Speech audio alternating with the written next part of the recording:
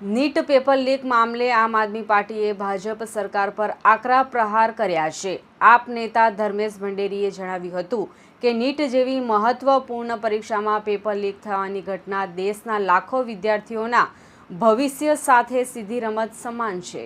NEET paper leak મામલે આમ આદમી પાર્ટીએ ભાજપ સરકાર પર આકરા પ્રહાર કર્યા છે। આપ નેતા ધર્મેશ ભંડેરીએ જણાવ્યું હતું કે નીટ જેવી મહત્વપૂર્ણ પરીક્ષામાં પેપર લીક થવાની ઘટના દેશના લાખો વિદ્યાર્થીઓના ભવિષ્ય સાથે સીધી રમત સમાન છે। તેમણે આરોપ લગાવ્યો કે દેશભરમાં અંદાજે 22 લાખ વિદ્યાર્થીઓ દિવસ રાત મહેનત કરીને પરીક્ષાની તૈયારી કરે છે, પરંતુ પેપર લીક જેવી ઘટનાઓ તેમના સપનાઓને તોડી નાખે છે।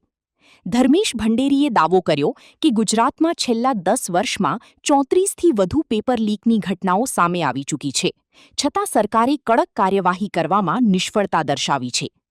આપે ભાજપ પર નિશાન સાધતા કહ્યું કે ભાજપ હવે પેપર ફોડ પાર્ટી બની ગઈ છે। પેપર લીકના અનેક કેસોમાં ભાજપ સાથે જોડાયેલા લોકોના નામ સામે આવતા હોવાના પણ આક્ષેપ કરવામાં આવ્યા। તેમણે સવાલ ઉઠાવ્યો કે પરીક્ષાના સમયે સરકાર અને સંબંધિત એજન્સીઓ ક્યાં હોય છે? વિદ્યાર્થીઓના ભવિષ્ય પ્રત્યે સરકાર ગંભીર નથી। પેપર લીકની ઘટના બાદ માત્ર તપાસની જાહેરાત થાય છે, પરંતુ મોટા આરોપીઓ સામે કડક સજા થતી નથી। આપે વધુમાં જણાવ્યું કે માતા પિતાની વર્ષોની મહેનત અને વિદ્યાર્થીઓના સપનાઓ પર ભાજપ સરકાર પાણી ફેરવી રહી છે।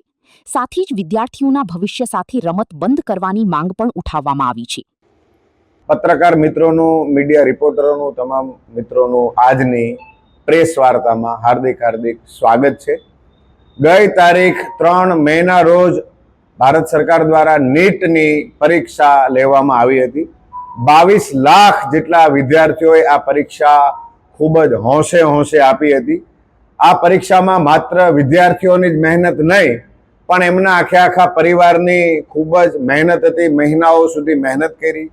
પરિવારની સાથે કોચિંગ સ્ટાફની, એમના શિક્ષકોની મહેનત હતી। લાખો વિદ્યાર્થીઓએ આશા રાખેલી કે આ પરીક્ષા અમે આપીશું અને મેડિકલ ફિલ્ડમાં આગળ વધી અને ભારત દેશની અંદર હેલ્થ સર્વિસમાં, આરોગ્ય સેવામાં અમારું શ્રેષ્ઠતમ યોગદાન આપીશું।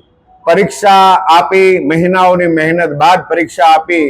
પરીક્ષા આપ્યા પછી 2 દિવસ પહેલા એટલે કે ગઈકાલે એ ખબર પડી કે આ પેપર જે આપવામાં આવ્યું છે, પેપર તો પરીક્ષા આપ્યા પહેલા જ લીક થઈ ગયું હતું અને આ પરીક્ષાને સરકારે રદ કરી અને સીબીઆઈને એની તપાસ સોંપી। ત્યારે સવાલ એ થાય છે કે પરીક્ષાનું પેપર લીક કેમ થઈ જાય છે? કયું એવું કારણ છે કે આ પરીક્ષાનું પેપર લીક થયું? ગુજરાતની અંદર છેલ્લા 7-8 વર્ષમાં 20 કરતાં વધારે પરીક્ષાઓના પેપર લીક થયા।